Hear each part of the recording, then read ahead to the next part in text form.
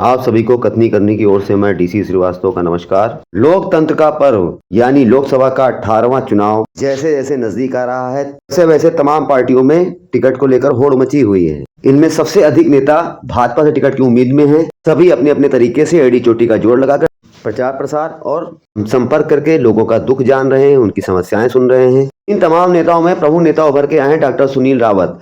इनको हमने तमाम जगह पर सक्रिय पाया, जिसके बाद हम इनका साक्षात्कार करने के लिए निकल पड़े। आप बाजार में भी देख रहे होंगे कई जगह पर इनकी और तमाम नेताओं की होर्डिंग लगी हुई है जो भाजपा से टिकट की आस लगाए हुए हैं। आइए बात शुरू करते हैं। हमारे साथ कथनी करनी पर डॉक्टर सुनील रावत जी हैं, जो सेवानिवृत्त मुख्य चिकित्सा अधीक्षक रह चुके हैं। वर्तमान में लोकसभा 53 इस सुरक्षित सीट से इन्होंने मन बनाया हुआ है, लगातार लोगों से जनसंपर्क कर रहे हैं। सामान्य चाहा तो एक शिक्षित प्रत्याशी आपके सामने होगा। आइए उनसे कुछ बात करते हैं, जानते हैं उनके विचार।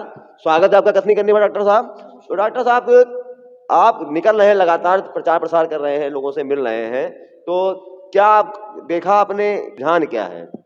मैं उत्तर प्रदेश प्रांतीय चिकित्सा सेवा में इससे पूर्व कार्यरत था और विगत 31 अगस्त को मैं अभी सेवानिवृत्त हुआ।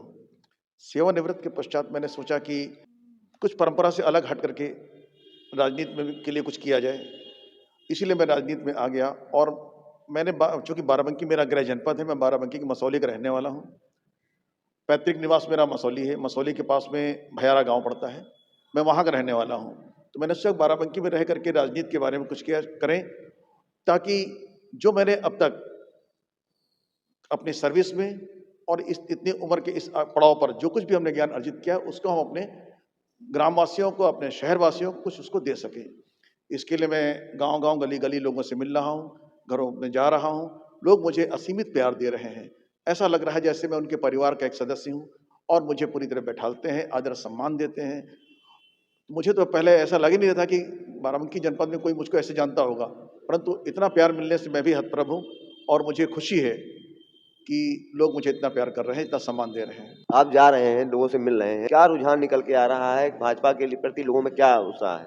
मैं जैसे जैसे लोगों से मिल रहा हूँ वैसे वैसे मैं देख रहा हूँ कि भारतीय जनता पार्टी विशेषकर बाराबंकी में इसके सामने कोई और किसी कोई पार्टी है ही नहीं। पलड़ा भारी।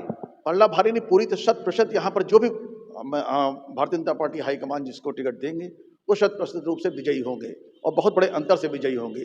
उसका मुख्य कारण है कि एक तो जो हमारे माननीय प्रधानमंत्री जी ने और माननीय हमारे मुख्यमंत्री जी ने अब तक जो जन उपयोगी कार्य किए हैं, उसके साथ साथ में अभी 22 तारीख को जो अयोध्या में राम मंदिर में प्राण प्रतिष्ठा हुई मर्यादा पुरुषोत्तम भगवान राम की, उसकी वजह से इतना प्यार, इतना अपनत्व लोगों के दिलों में भरा हुआ है कि वो सारा प्यार हमारे माननीय प्रधानमंत्री जी को दे देना चाहते हैं। इसलिए यहाँ पर दूसरी बात यह है कि ये बाराबंकी अयोध्या का एक पड़ाव है। कोई कहीं से भी आता है, पूरब इधर से आ रहा है, लखनऊ से आ रहा है, वो यहाँ पर आता है, रुकता है, बाराबंकी होता हुआ जाता है। इसलिए मुझे ऐसा प्रतीत होता है कि लोकसभा के चुनाव में भारतीय जनता पार्टी का जो भी कैंडिडेट होगा, उसके सामने कोई भी प्रत्याशी दूर दूर तक नहीं नजर आ रहा है, ना वो खड़ा हो पाएगा। पार्टी का नेतृत्व आपको क्यों टिकट दे? कई प्रत्याशी मांग रहे हैं टिकट, दायित्व की प्रबल हो सकती है। मैंने कभी नहीं कहा कि मैं प्रबल दावेदार हूँ, मैं भी एक उम्मीदवार हूँ। और जिस प्रकार से सभी और जो लोग प्रत्याशी लोग हैं अपनी अपनी बारे में बता रहे हैं, मगर मैं तो इतना ही कहूँगा कि मैंने 30-40 वर्ष चिकित्सा सेवा की है, लोगों की, आम जनमानस की सेवा की है। और मैं चाहता हूँ कि अब मैं राजनीति में आकर के और जो मैंने अब तक जो ज्ञान अर्जित किया है उसको मैं समाज तक पहुँचाऊँ। और अगर मेरे विचारों को हाईकमान या हमारे माननीय प्रधानमंत्री मोदी जी और हमारे माननीय मुख्यमंत्री योगी जी इस चीज़ को प्राथमिकता देंगे तो मुझे टिकट दिया जाएगा। अन्यथा जिसको उचित समझेंगे, मैं पार्टी का एक सिपाही हूँ, अनुशासित सिपाही हूँ, जिसको टिकट मिलेगा मैं उसके लिए तन मन धन से उसके लिए पूरी तरह से उसकी मदद करने को तत्पर रहूँगा। मैं ये देखता हूँ कि मैं समाज को क्या दे सकता हूँ। तो मेरा उद्देश्य ये है कि जो भी जितनी भी हमारी केंद्र सरकार की और प्रदेश सरकार की जन उपयोगी नीतियाँ हैं और जो भी सरकार की तरफ से आम जनमानस के लिए सुविधाएं उपलब्ध हैं, उसको आखिरी व्यक्ति तक पहुंचाऊंगा मैं, अंतिम व्यक्ति तक वो सुविधाएं पहुंचे, यही मेरी प्राथमिकता होगी। देखा जा रहा है इंडिया गठबंधन से अगर कोई प्रत्याशी होता है तो यहाँ पर 2-4 प्रत्याशी का अगर कांग्रेस सपा मिलकर चुनाव लड़ती हैं, तो वैसी स्थिति अगर बनती है तो आपको क्या लगता है कि अगर आप प्रत्याशी हुए और उनका प्रत्याशी कौन हो सकता है? आगे किसी भी जो भी प्रत्याशी होगा उसका। मैं इसके लिए एक बार पहले बता चुका हूं कि भारतीय जनता पार्टी का जो भी अधिकृत प्रत्याशी होगा उसके सामने चाहे इंडी गठबंधन हो या कोई गठबंधन आ जाए, सारी टीमें एक साथ मिल जाएं, उसके बावजूद चुनाव लड़ें, तो भी दूर दूर तक भारतीय जनता पार्टी के जो भी अधिकृत उम्मीदवार होगा उसको किसी भी हालत में चुनौती देने की स्थिति में नहीं है कोई। पिछली बार जैसे चुनाव हुआ था तो इसमें आपने देखा होगा कि सपा भी अपना अलग प्रत्याशी खड़ा किया था और सपा दूसरे नंबर पर रही थी। सपा का गढ़ माना जाता है बाराबंकी, और वर्तमान में उनके पास 3 सीटें भी हैं विधानसभा के स्तर पर। तो उस नाते चुनौती के रूप में आप सपा को देख रहे हैं कि कांग्रेस को देख रहे हैं भाजपा के लिए? मैं किसी को नहीं देख रहा हूं। मैं जानता हूं कि प्रत्येक दशा में जो भी भारतीय जनता पार्टी का उम्मीदवार होगा वो विजयी होगा। उसके साथ साथ कम से कम 400 सीटों पूरे भारतवर्ष में माननीय प्रधानमंत्री मोदी जी के नेतृत्व में भारतीय जनता पार्टी जीतेगी और प्रबल बहुमत के साथ सरकार बनाएगी।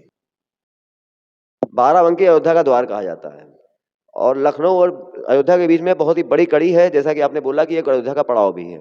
तो अयोध्या के जिस तरह से विकास हो रहा है तो उस तरह से बाराबंकी का भी विकास होना चाहिए। तो आने वाले समय में आपके दिमाग में कोई ऐसी चीजें हैं कि प्रत्याशी होते हैं तो ऐसा कोई वादा आप करना चाहते हैं कि इस तरह के काम किए जाएंगे जिससे लोगों को अयोध्या जाने में आसानी हो? जब अयोध्या नगरी का विकास होगा तो बाराबंकी का भी विकास होगा। उसके लिए जो भी हमारे श्रद्धालुजन वहां जा रहे हैं उनके लिए बेहतर, जैसे माननीय प्रधानमंत्री जी ने वहां पर इंटरनेशनल एयरपोर्ट भी बनवा दिया है और उसके साथ साथ में बसों की सुविधाएं काफ़ी बढ़ गई हैं, ट्रेन भी वहाँ पर लगातार काफ़ी बढ़ गई हैं। उसके बावजूद भी जैसे कि बीच बीच में रुक करके हम रात्रि रुकने के लिए विश्रामालय बनाने चाहिए। पैदल तीर्थयात्री जा रहे हैं वो वहाँ पर रुकें और उनके लिए भोजन की व्यवस्था। लखनऊ से बाराबंकी के बीच में जगह जगह कई बाराबंकी के विकास के बारे में जो भी हमारी योजनाएं हैं वो तो मैं पूरी तरह से लागू करवाने का प्रयास ही करूँगा यदि मुझे अवसर मिलता है तो। उसके साथ साथ चूँकि अयोध्या नगरी में मर्यादा पुरुषोत्तम भगवान राम का भव्य, तो ऐसे लोगों के लिए रुकने के लिए शाम को हमेशा परेशानी होती है। मुझको इस समय भी लोग फ़ोन करके पूछते हैं साहब मैं पैदल यात्रा कर रहा हूँ, रात में कहाँ रुकूँ मैं? तो तभी मेरे दिमाग में आया कि इन सभी लोगों के लिए 15 या 20 किलोमीटर के बाद में एक शेल्टर होम बनना चाहिए। लखनऊ से अयोध्या की दूरी लगभग 125 किलोमीटर के आसपास की है, तो इसके बीच में अगर हम 10 शेल्टर होम बनवा देंगे तो हर 10-12 किलोमीटर पे एक शेल्टर होम तैयार रहेगा और जो आदमी जाएंगे वहाँ जाकर के रुक करके अपना लाभ प्राप्त कर सकते हैं। उनके लिए शाम का खाना और सुबह का नाश्ता निःशुल्क रहेगा। ये मेरा विचार है। डॉक्टर सुनील लावत जी, आपकी पारिवारिक पृष्ठभूमि काफी शिक्षित बताई जा रही है, इस बारे में जरा बताइए आप, जिससे लोग जान सकें। मेरे परिवार में मैं, मेरी पत्नी श्रीमती सुमनलता जी और मेरा एक बेटा और एक बेटी। वर्तमान में मेरा बेटा जिसकी शादी हो चुकी है और वो जयपुर में रिजर्व बैंक ऑफ इंडिया में असिस्टेंट जनरल मैनेजर है और मेरी बेटी और दामाद दोनों डॉक्टर हैं, नोएडा में पोस्टेड हैं। बाकी तो हम 2 लोग हैं इस समय, वर्तमान समय में दोनों लोग मसौली में ही रह रहे हैं, कभी मसौली कभी लखनऊ कभी मसौली, अधिकतर मसौली में ही निवास कर रहे हैं हम लोग।